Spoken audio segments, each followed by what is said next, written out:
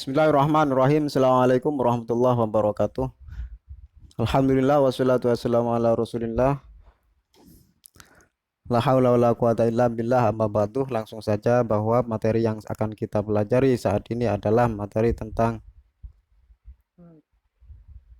hadis kelima sifat dasar pendidik. Hadis kelima sifat dasar pendidik. Yang pertama harus kita lakukan adalah identifikasi hadis. Ada beberapa hadis diantaranya dari Abi Hurairah. Bismillahirrahmanirrahim. An Abi Hurairah radhiyallahu anhu qala qala Rasulullah sallallahu alaihi wasallam man su'ila an ilmin fakatamahu uljima yaumal qiyamati bil jamin minan nar rawahu Abu Dawud wa Tirmidzi. Terjemah hadisnya adalah dari Abu Hurairah radhiyallahu an berkata, Rasulullah sallallahu alaihi wasallam bersabda, barang siapa yang ditanya tentang suatu ilmu kemudian ia menyembunyikan, maka ia nanti pada hari kiamat dikekang dengan tali kekang dari api neraka. Hadis riwayat Abu Daud dan At-Tirmidzi.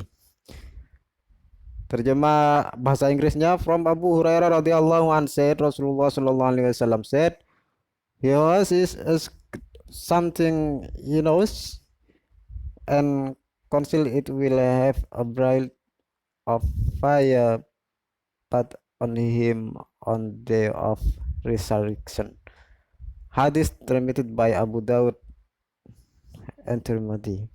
Analisis perawi di situ dijelaskan sudah jelas sekali bahwa perawi pertama adalah Abu Hurairah, kemudian perawi terakhirnya ada Abu Daud dan At-Tirmidzi, ada dua orang. Abu Hurairah sebagaimana yang penjelasan yang kemarin, saya tidak akan memfeedback kembali keterangannya.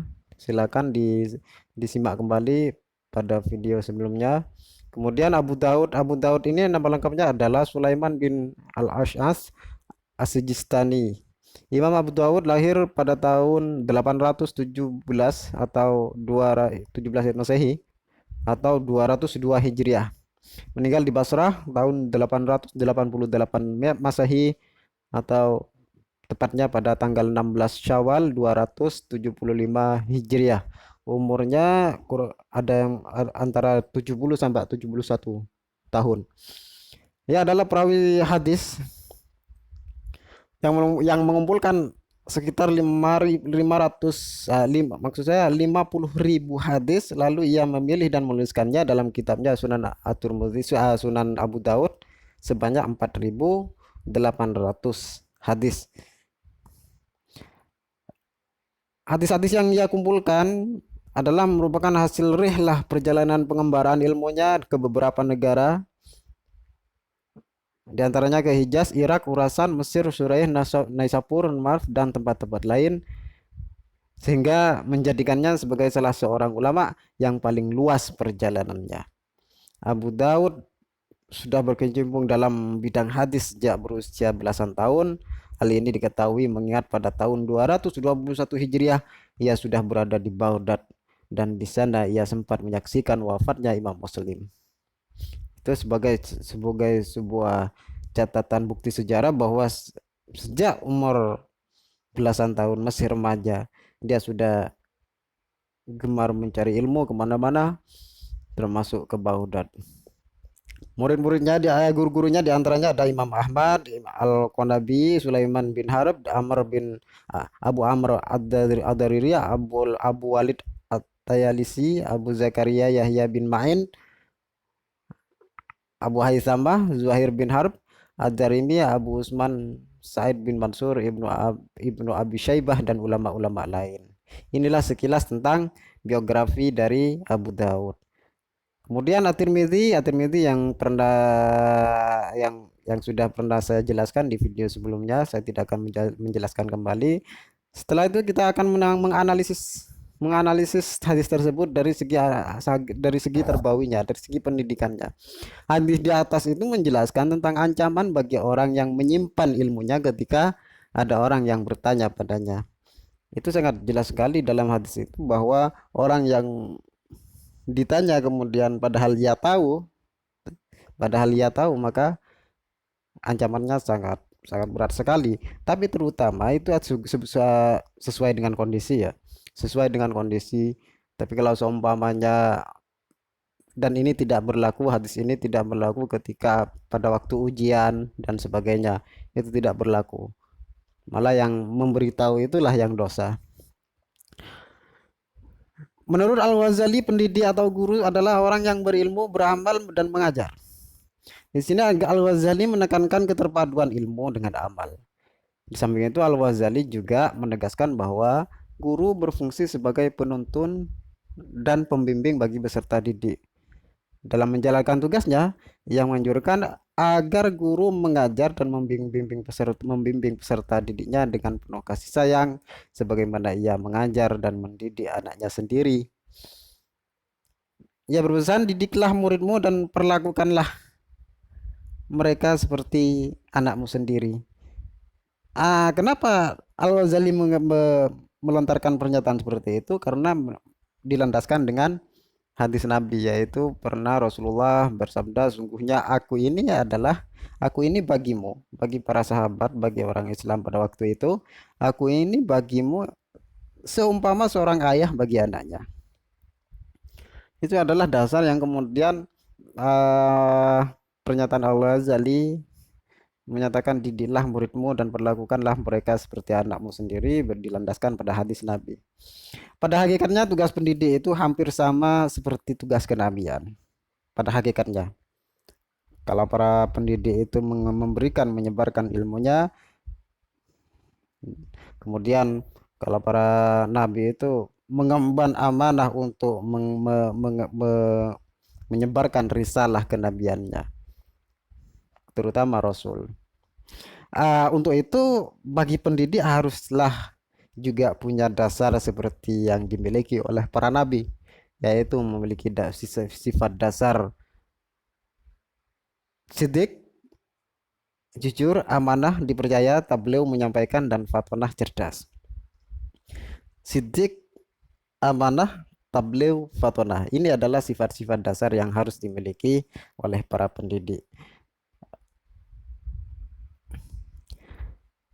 Dan ini sangat sesuai dengan 4 kompetensi yang harus dimiliki untuk menjadi pendidik yang ideal, sebagaimana yang tertuang dalam Undang-Undang Sistem Pendidikan Nasional (Sisdiknas), yaitu kompetensi pedagogik, kompetensi kepribadian, kompetensi profesional, dan kompetensi sosial.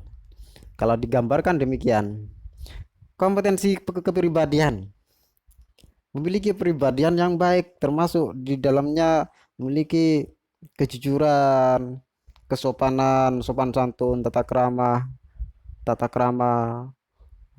beretika, berwibawa. Ini adalah kepribadian, kompetensi kepribadian yang harus dimiliki oleh seorang pendidik. Termasuk di dalamnya berintegritas, disiplin. Ini adalah kompetensi kepribadian. Termasuk di dalamnya tercermin dalam sifat kenabian, yaitu sidik, jujur. Kemudian ada tabligh. Ini sesuai dengan kompetensi pedagogik, menyampaikan. Kompetensi pedagogik ini menuntut para guru, menuntut para pendidik untuk bisa memiliki kekreatifan dalam mengajar. Bukan hanya punya satu metode dalam pembelajaran, tapi banyak metode yang dimiliki, sehingga suasana kelas bisa berubah-ubah dan bisa disesuaikan dengan kondisi anak-anak. Di dalam kompetensi pedagogik ini juga guru dituntut untuk bisa merencanakan pembelajarannya seperti apa, membuat RPP dan sebagainya. Nah, itu adalah termasuk dalam kompetensi pedagogik. Kalau dalam sifat kenabian itu, nabi harus punya sifat tabligh, menyampaikan. Bagaimana menyampaikan kepada para umatnya, itu termasuk dalam metode pedagogik. Kompetensi profesionalisme dalam dalam pendidikan, profesionalisme sebagai pendidik ini dituntut dalam undang-undang. Kenapa? Karena memang menjadi menjadi awal dari keberhasilan sebuah proses pendidikan dan menjadi bukti, menjadi ujung, menjadi sebagai batu loncatan, sebagai batu landasan untuk menjadi sebuah guru yang ideal. Di dalamnya adalah kompetensi profesional. Kompetensi profesional bisa didapat dengan beberapa poin, di antaranya adalah kemampuan guru untuk bisa menyerap beberapa hal yang baru, kemudian kemampuan guru untuk bersaing secara kompetitif dengan guru yang lain, secara kompetitif dengan guru di sekolah lain atau di mana saja. Dia bisa menempatkan dirinya dalam beberapa posisi. Ini adalah sebuah kekreatifan atau kecerdasan. Maka dalam sifat kenabian diantaranya adalah fatonah.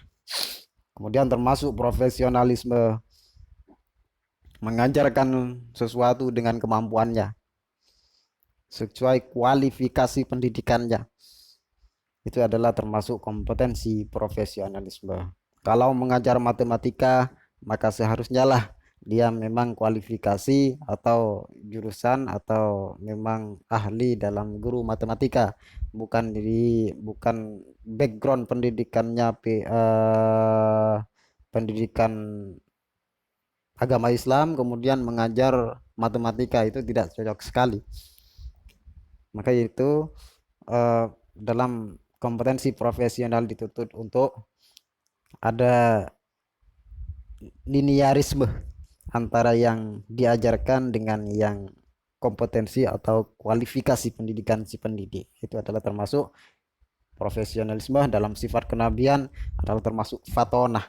Ya, kalau memang sama seperti, maka Allah mengutus para nabi itu sesuai dengan kondisi keadaannya, kondisi yang menuntut oleh situasi pada waktu itu.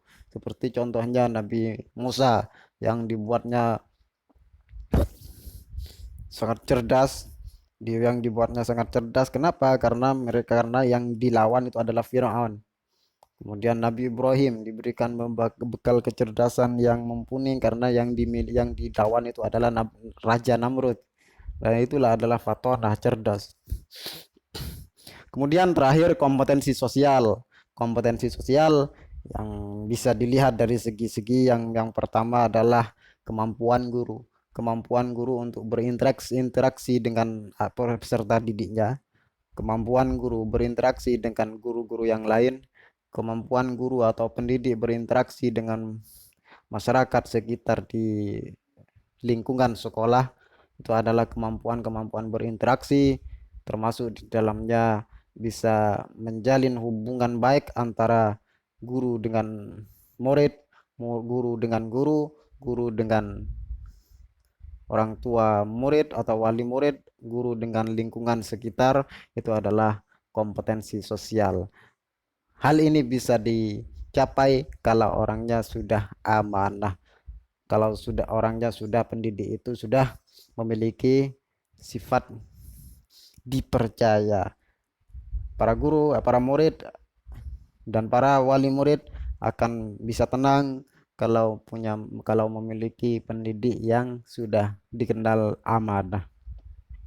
Artinya amanah apa? Bisa mengemban tugas sebaik-baiknya dan bertanggung jawab terhadap yang ditugasinya. Itu adalah amanah. Kalau tidak amanah, bisa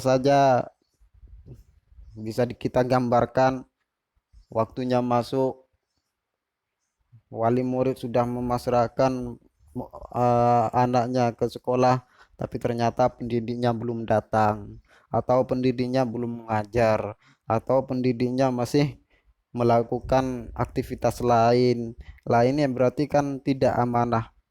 Maka untuk kalian sebagai calon-calon guru, maka pahamilah dan resapilah serta mulailah sejak saat ini berlatih untuk memiliki kompetensi-kompetensi yang saya sebutkan tadi. Di antaranya ada kompetensi kepribadian, kompetensi pedagogik, profesional, dan sosial. Atau dalam kata lain ada sifat yang harus dimiliki oleh para pendidik, yaitu sidik, tabligh, fatonah, amanah. Lah ini adalah empat sifat yang harus dimiliki oleh para pendidik, dan untuk kalian harus mempersiapkannya mulai sejak dini. Memang kalau sudah eh, bercita-cita untuk menjadi pendidik, maka persiapkanlah hal-hal yang berkaitan dengan kompetensi atau dengan sifat-sifat guru, sifat-sifat pendidik sejak awal, sejak sebelum dimulai dan dilaksanakan tugas-tugas pendidikannya. Oke, terima kasih untuk saat ini. Minggu depan kita akan membahas hadis yang keenam, metode pembelajaran Rasulullah Shallallahu Alaihi Wasallam. Silakan kalau ada pertanyaan, kalau ada tanggapan, kita diskusi di sosial media yang sudah kita siapkan. Terima kasih. Assalamualaikum warahmatullahi wabarakatuh.